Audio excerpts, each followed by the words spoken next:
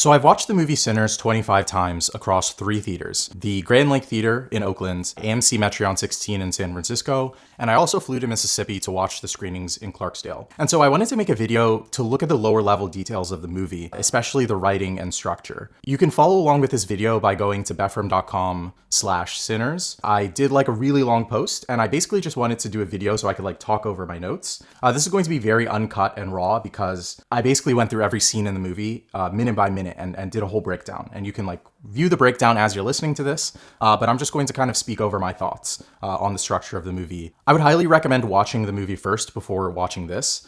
This is going to be very kind of low level details. A lot of it just won't make sense unless you know the characters and what actually happens. So on my site, I broke down the plot of the movie, and I could identify 5 acts to the best of my knowledge. The first act is getting all of the Juke employees together. The second act happens after the turning point where Remick kills Bert. And then you could argue that the end of Act 2, it's either when Stack dies, when Mary kills Stack, or it's when Grace lets Remick in later on and all of the vampires like do a battle. We're just gonna assume that the end of Act 2 is when Stack dies. That might be wrong. But anyway. And so Act 3 is everyone inside confronting the vampires. You have this whole Irish jig scene. And then Act 4 is the actual battle. And then Act 5 is the final last stand where Smoke confronts the KKK and has the whole battle scene. That's the high level structure. You can go on my site. I made like a little interactive plot thing. So now that we talked about the plot structure, I want to talk about the narrative layout. So the story takes place over 2 days in October 1932 in Clarksdale, Mississippi. And so the movie actually starts out with Sammy Moore walking up to his father's church Sunday morning. And so that's something called a flash forward, where we actually go to the next day in the story. What this flash forward narrative structure allows us to do is it allows us to show the end effects on the protagonist, where they're going to end up to pose many dramatic questions. And in the very beginning of the movie, we see Sammy kind of confronted by his father, and he's kind of like scared and conflicted. And basically that's how he ends up at the end of the movie, where we actually play the same scene again. And so we basically ask ourselves, like, who is this reverend yelling at him? What are these dark monsters where the editor does these cuts to the actual vampires attacking him? Why is this happening in a church? It's like this idyllic grassy field. And, you know, there's this juxtaposition of emotions that we're going to talk about. And so basically this is the inciting incident for Sammy. It's where we identify him as the main protagonist in the story. So we talked about the plot structure. We touched on the narrative structure where we start Sunday morning and then the rest of the events from Saturday just play sequentially where people get recruited into the staff. And then eventually the movie ends on that same Sunday and we see the effects on our main protagonists, Sammy and the Smokestack twins. What is a controlling idea, or theme, as we commonly say? In this, I wrote the controlling idea. I said, greed and hunger for power destroys community, and culture and its expression can never be destroyed. And so characters are not actually individual people, they're actually ideas. When Ryan Coogler was probably writing this, what he's thinking is, he has a certain message he wants to say to the audience, and then he thinks of characters as vehicles to say that message. And so at least what I think is, Sammy basically represents culture. You could say it's Black Southern culture, but more broadly culture itself. And the Smokestack twins, Smoke specifically, he's like the main protagonist of them. He basically represents greed, the hunger for power, and so on. And so these characters act as like messengers for the director or the writer, author of this. By analyzing what these protagonists do, under the highest dramatic pressure, which will happen towards the end, we can understand what the writer is trying to say to us. And every movie has meaning. These meanings are just hidden behind these characters. And so if we jump to the end and we look at Smoke's decisions, like at the very end, he's handed a baby and he's basically given a decision of whether to be a father or not. And throughout the whole movie, you see him distancing himself from this idea. And then at the very end, it all comes together. And basically he accepts his baby back. He accepts fatherhood, which is what he wanted all along. And so that's one important idea. That's going to be one theme of the movie, which is fatherhood. And so if we look at Sammy's character defining choices at the highest pressure, we see the final scene where he confronts his dad in the church. And what decision does he make in that high pressure situation? He leaves. He goes to Chicago. He leaves Clarksdale. And what does that decision say? If we remember that Sammy represents culture, it's a statement about culture not being able to be contained or, controlled or influenced. And Sammy leaves his father's influence to Chicago. And so Stack is very similar to Smoke. He's not as main of a protagonist, But his moment of crisis happens in the juke joint when Mary confronts him about his love for her. And what does he do in that situation? Well, he confesses that he actually does love and care about her. And so what does that reveal about his nature? It reveals that he's actually a caring person. And he eventually just dies at the end of Act 2, so there's not really much more to say about him. But that's one thing you can do. You can look at what do the protagonists do under the highest pressure. What you can also do is you can look at these subconscious cues a movie will use. And it's something called an image system. And basically what an image system is, it's these visuals and sounds that repeat throughout a movie that are trying to send a subconscious message. And so if we look at how are the protagonists shown in the film, we'll see that the Smokestack Twins start out in these three-piece suits. They're brimming with confidence. And by the end of it, Stack is sitting on this like war chest of guns alone. And like there's this rusted shack behind him. His clothes are covered in rust and sweat and oil. And he's completely alone. And we have like this central shot, this wide lens to frame his isolation. And so what is the message? The message is that if we look at his actions through the movie, which is like fueled by greed, power, and so on, everyone he knows has like died and he's like alone. And so like that's going to be one of the messages of the movie. And so if we look at Sammy, basically the same thing happens to him. He ends up torn in tatters at the end of the movie, walking into his dad's church. And so what does this lead us to infer about the controlling ideas? Well, the controlling ideas are going to be about fatherhood. They're going to be about greed and power, and how that basically will take everything away from you. And basically Smoke's whole community was taken away from him. His own business was like, basically destroyed from the juke fight. He basically is nothing by the end of this film. So I'm just going to go through my high-level notes on why this movie is so well written. And so the first thing is there's great emotional contrast and pacing. And so if you go act by act and you think about how fast scenes are moving, how much energy are you getting from the scenes, you'll see that Act 1 is very gentle. You're slowly building who the characters are. And then in Act 2, with the song Pale Pale Moon, sung by Jamie Lawson, we reach this inevitable march towards Stack eventually dying. And so the pace increases and it increases and it increases. And then when Cornbread comes back from, going to the bathroom outside and he does the jump scare on Smoke, right after that, we have Stack knocking at the back door and then he stabs his knife through the back door. And so the pace keeps increasing. The biggest mistake I see watching movies today in theaters is that they give you all the same emotion for 20 minutes, all the same emotion for an hour.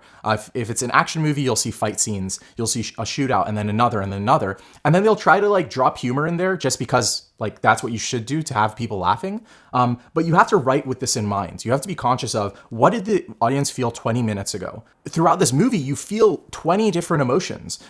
And in specific moments, you might feel 3 emotions. So one example is when Mary was sitting talking to the vampires. Remick says this line. He says, you're in some deep, deep pain that money can't fix. And so in that moment, there's 2 things that could happen. The vampires could either hurt Mary, which they eventually do, but she's also in deep, deep pain. Like she's trying to figure out her relationship with Stack, as well as her mother dying. So both of these things are true, and we're feeling 2 emotions at one point in time. And so that's just some thoughts around emotional contrast and pacing are things that Ryan Coogler's clearly mastered in his writing. Another thing you see is that there's not enough dramatic pressure. It's a film that the scenes don't turn. Nothing important happens that would make you pay attention. And so in this analysis, I went through every minute of every scene and I wrote down the turning points. And so they kind of look like this. And basically what you notice is in Act 1 and 2, Ryan Coogler's scenes are only maybe, I think it's 1 to 2 minutes long. And every scene has a turning point where the emotional dynamic changes, the power dynamic changes, and those turning points happen every 30 seconds to a minute, roughly. I don't think there's a single scene in this movie that has no turning points, or a single scene in the movie that goes for 5 minutes with no dramatic event happening. It's important that you do that, and that's one of the biggest mistakes I see. So it's either you have too much drama, it's all the same emotion, or you don't have enough drama, and it's basically nothing. There's nothing to watch. There's nothing to pay attention to.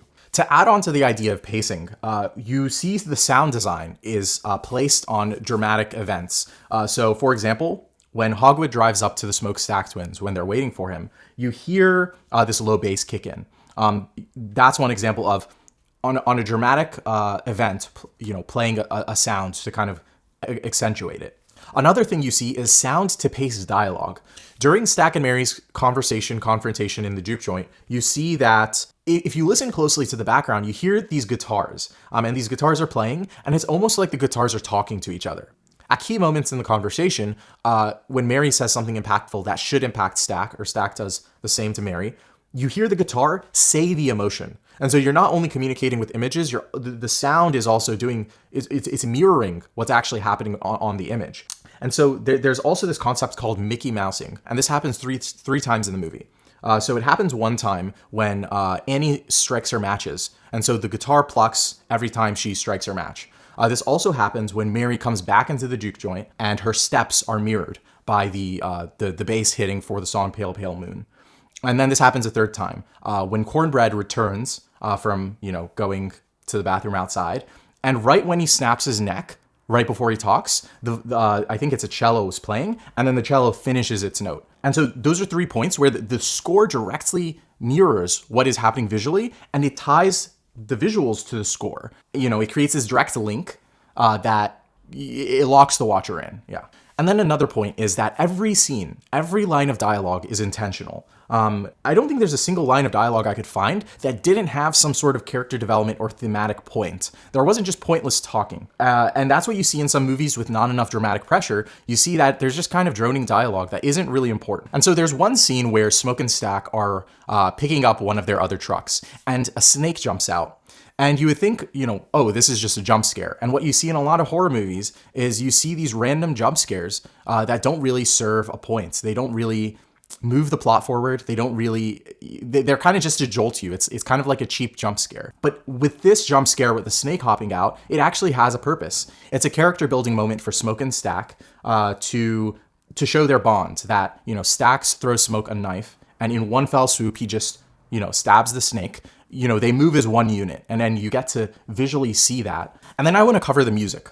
And so the first times I watched this movie, you would think that, oh, they're just putting music in the movie just because they can. Having music in this movie is a natural choice because it takes place in a juke joint. But if you look closer at these songs, they're actually very intentionally chosen to what's actually happening or what the thematic point of the film is. So there's this interview where Ryan Coogler talks about his research into the blues and how he found some songs that no one even knew the actual original author of. So I'll just play that clip. The more I learned about the blues, the more I found songs that nobody knows who wrote them. Yeah. Like I would say, all right, man, Howlin' Wolf is the first song where the concept Smokestack Lightning was uttered. And then I go find a song that was recorded 20 years earlier where somebody says, oh, Smokestack Lightning running, it's called Dark Road Blues. I think the artist's name is Willie Lofton. But it's way before. Now, I was like, oh, he got it from this person. Oh, where did he get it from? And at this time, there was no, hey, this is my, it was no honor because we were people yes, we were people that came from a place where that's not how it worked. You know what I mean? Like, music was not to be bought and sold. It was a way of life. Yeah. So the moment you start trying to sell it, yeah, we now turn it like a system of healing into property, and we're doing it to a people that have been turned into property, and on land that was someone else's land that has now been turned into property. From where I'm from, the moment some shit becomes a business, somebody's getting fucked. You know what I'm saying? And it's usually everybody. Yeah.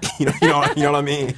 So if we look at one of the first songs that are actually sung in this movie, it's Pick Poor Robin Clean when the vampires walk up to the juke joint. In line with that quote I just played, the original author of Pick Poor Robin Clean is not actually known. Some of the known recordings are by, I think it's Gishi Wiley, and another by Luke Jordan. So Luke Jordan's was in 1927, Gishi Wiley was 1930. Those are the recordings of the song, but the original author isn't actually known of this song. It can tie back to being a traditional or folk song, being passed down between generations. The song is actually about racism and slavery. The meaning of Pick Poor Robin Clean is a robin literally being picked clean and eaten alive. And so it's like, these vampires are walking up to this juke joint just like smiling and laughing, but it's actually a really dark kind of moment. It's kind of a dark meaning to the track itself. And then we have Will You Go, Lassie Go, when Mary walks out to the vampires. And so the original author of this song is also not known. So it was recorded in the 1950s by a Belfast musician named Francis McPeak. He copyrighted the song, but the original author is also not known. This is a song that could have been passed between generations. So you can clearly see that there's actually thematic points to these songs being played. And also this song it's kind of a reminiscent song. Like these vampires are sitting outside reminiscing about their homeland. And it's a very gentle song versus what we see later with the Rocky Road to Dublin it's like an aggressive like march song where the vampires are like about to attack these people. But this song is very gentle. Again, pacing, like the pacing's up here for that later song. The pacing's low here. And so the key thing is these are all intentional choices. These all serve a thematic point. We're not just throwing a jump scare in there just to jolt people, which you can do that. That's fine. But there's only so many times you can do that before the audience just tunes you out because they know what you're trying. They no longer trust the author. But there's no cheap moments like that in this movie. And then next, I want to touch on transitions. And there's too many to count here. You have the transition at the end where one of the KKK members is about to open the door to, try to kill everyone who's left in the morning. And then the doors of the church of Sammy walking into his father's church Sunday morning open. So that match cut is just this like epic match cut, bringing two plot lines that are about to close together right at the end, progressing both of them in parallel. There's in the very beginning when Sammy walks into his father's church, you have these match cuts of the vampires attacking him without us yet knowing, what they are. You have a match cut on the idea of searching. And so when Sammy searches for his guitar under his bed at the beginning of the movie, you cut to the Smokestack twins. I think it was Smoke checking his watch. He's searching for who's about to come and meet him, which it's Hogwood. And yeah, so that's a match cut on an idea, the idea of searching. And then you have so many others. Like you have the match cut when Cornbread's outside and he's about to get jump scared. You have Smoke pushing through the curtains. And so all of these must have come at the writing stage where you think about, how do you go between these emotional extremes and naturally transition? So it's just these masterful transitions. And then there's all these other points around visual storytelling. In the beginning, you just see Smoke standing at his car waiting for Hogwood. You rotate around and then show both Smoke and Stack as if Stack, duplicated out of Smoke. So it's visual storytelling around the idea of their unity, that they're one entity.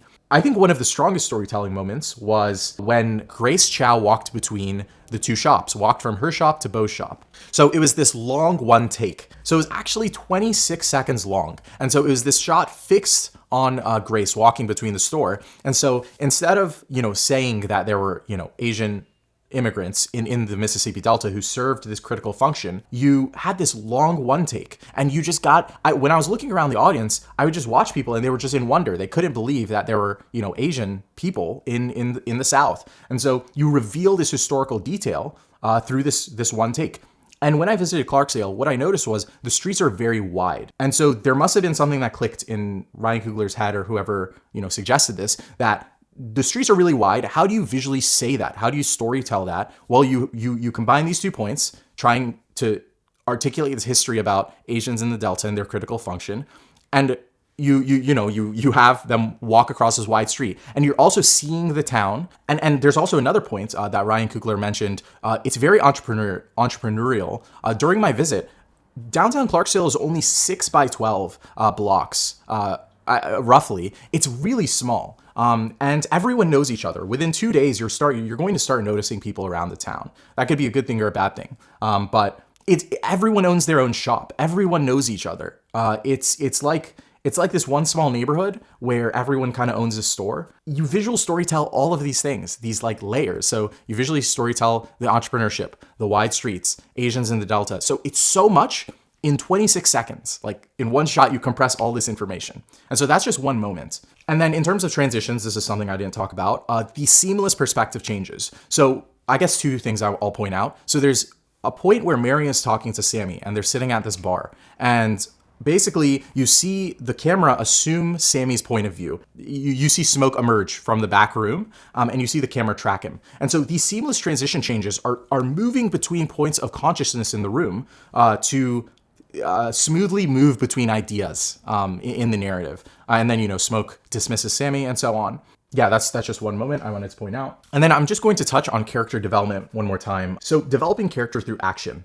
So a very key moment of character development for Smoke was when he came outside and someone was robbing his truck. And immediately he has a decision to make. This is where we can reveal a character, a key decision. He sees this guy robbing his truck. Before even checking who he is, he shoots him in the leg. And, the guy hops back and it turns out to be his friend. This is a moment that reveals Smoke's true character. He's quick to violence and he ended up shooting his own friend.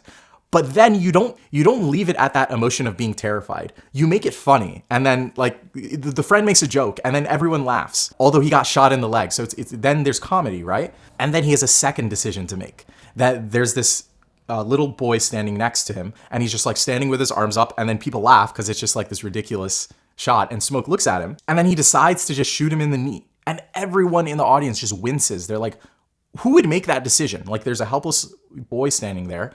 And so that was a strong character development. You instead of writing dialogue that says, oh, I don't want to see Smoke back in town, we're so afraid of him. No, you write a scene where he makes these ruthless choices and then you just know what kind of a person he is. You just observe these events.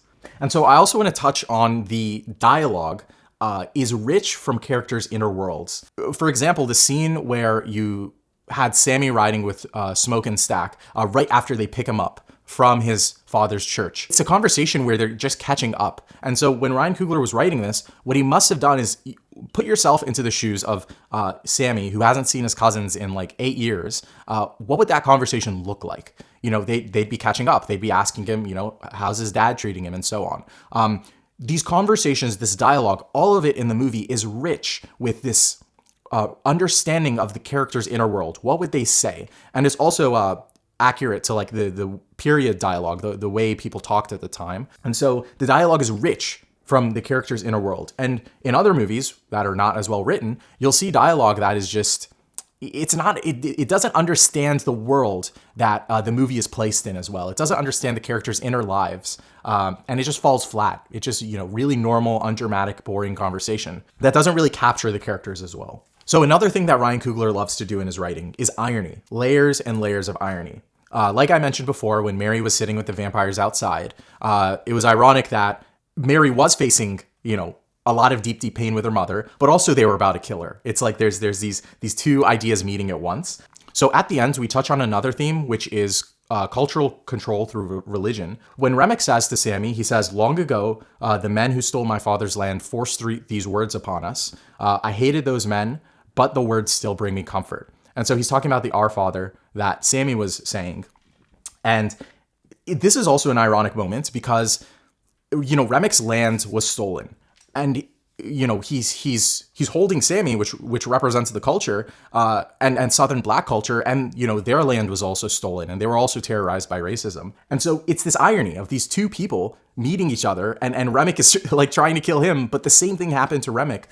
So it's these layers of irony, but it's also commentary on, cultural control through religion, which is a broader theme. And then another thing I want to comment on is planting and payoff. What Ryan Coogler likes to do in his writing is he likes to plant something in minute 1. And then it matters in like 1 hour and 50 minutes later. For example, when Stack was giving Sammy, sex advice, eventually he would like use it with Perline. You see this moment that happened an hour and a half ago, turning into a comedic moment. Later, Stack overhears them in the room and he, kind of laughs at them. So this is something like an hour later that this planted idea was resolved. So that's one. The pickled garlic. So Annie throws pickled garlic at Stack. And then later they're out of pickled garlic and then they have to eat this dry garlic, like raw garlic. And then, Grace Chow is not happy about that. And so I think that happened like half an hour later or something. But, that idea, it's this small detail of like, oh, they're out of garlic. It's tied together. None of this happens by coincidence. This is all written in with intention. And then Lil Lisa is planted as a dramatic device. Smoke, when he walks into Bo Chow's shop, he talks to Lil Lisa. And then later on, she turns into a dramatic device to accentuate Grace Chow's maternal drive to protect her children, which relates to the plot of, the reconnection to fatherhood of Smoke's, because, Smoke is denying his fatherhood, Grace is embracing it. So again, you see these ideas meeting each other. So there's, in the book Story by Robert McKee, there's something he writes at the end of the book, and he says this is one of the most important things he sees people not do. It's called the principle of antagonism. A protagonist and his story can only be as intellectually fascinating and emotionally compelling as the forces of antagonism make them. How compelling is this story? It's as compelling as the antagonist Remick can make it.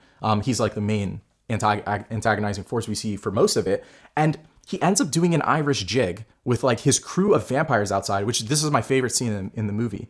I've seen it countless times. And beyond just being a funny scene, which is just absolutely captivating, it serves a purpose to get the audience on the antagonist side. And by the end of it, you're like, hey, these vampires are pretty stylish. Like, come on. Like, I'm on their side. They almost had me doing a jig in the movie theater. Like, and what does that do? That makes the story even more interesting, because you're like, there's no way these protagonists are going to survive. Like, these vampires outnumber them. And it also plants in Payoff that another thing is Mary, after the vampires first walked up, Mary says this small comment. She says, when Smoke and Stack are arguing about forgetting to bring extra guns or extra ammunition, Mary says it's something like, you guys don't need the trunk. There was only 3 of them.